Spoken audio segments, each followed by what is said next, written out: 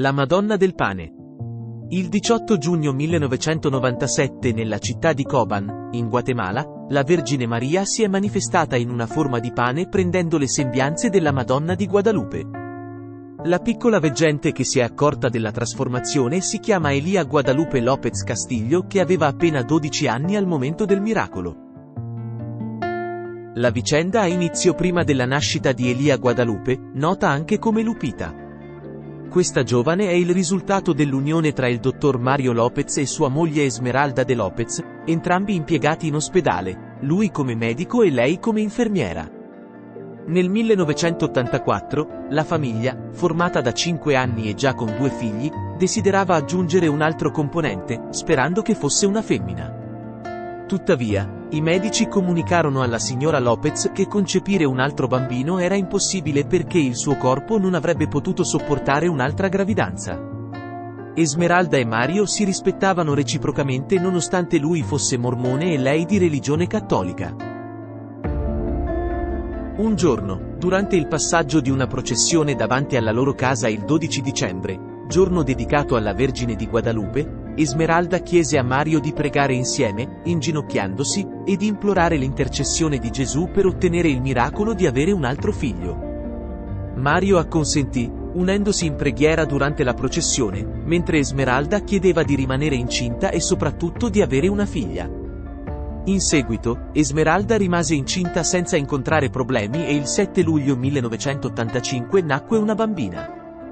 In segno di gratitudine verso la Vergine di Guadalupe, che sembrava aver interceduto per la loro richiesta, decisero di chiamare la bambina Guadalupe. Da allora, la famiglia è rimasta devota alla Vergine di Guadalupe.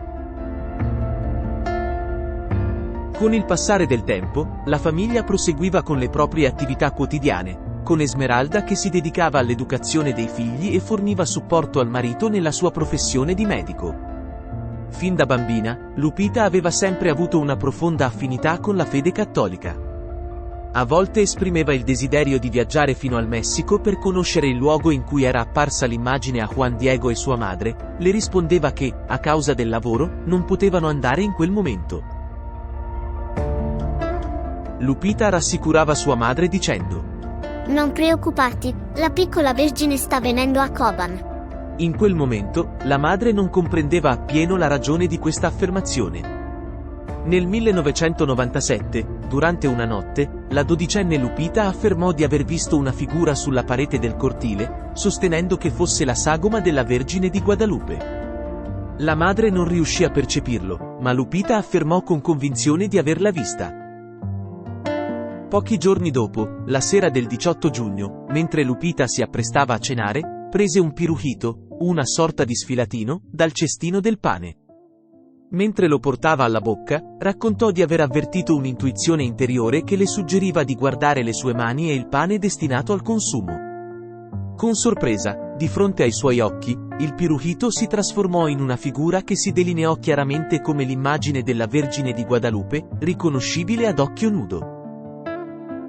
Eccitata e con un mix di stupore, Lupita si rivolse alla madre esclamando: "Mamma, guarda! La Vergine!" Esmeralda, ascoltando la figlia, osservò ciò che aveva tra le mani e anch'essa riconobbe chiaramente l'immagine della Vergine. Quando il padre giunse, Lupita gli raccontò l'accaduto così che il genitore, dopo aver appurato che non si trattava di una menzogna, affermò che si trattava di un vero miracolo di Dio.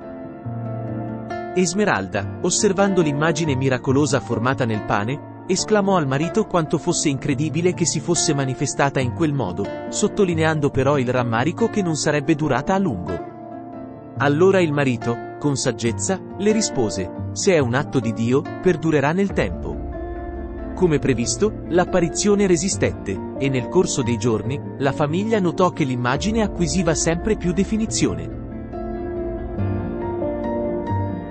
Nel luogo dell'apparizione della Vergine, si sono percepiti profumi di rose e incenso, creando un'atmosfera spirituale. Le persone che si avvicinano all'altare avvertono una potente energia emanata dalla Vergine, grazie al suo legame con suo figlio.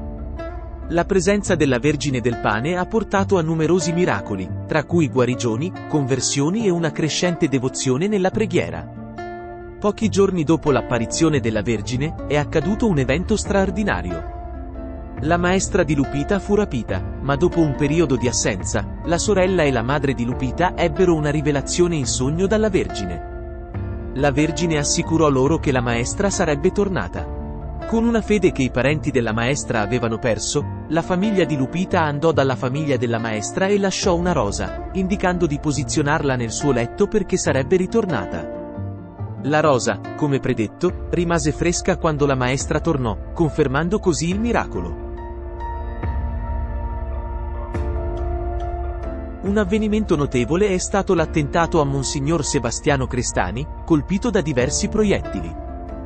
Dopo aver appreso dell'apparizione, le suore si recarono dalla famiglia Lopez, lasciando una richiesta e pregando, poi inserirono il loro nome sull'altare della Vergine del Pane.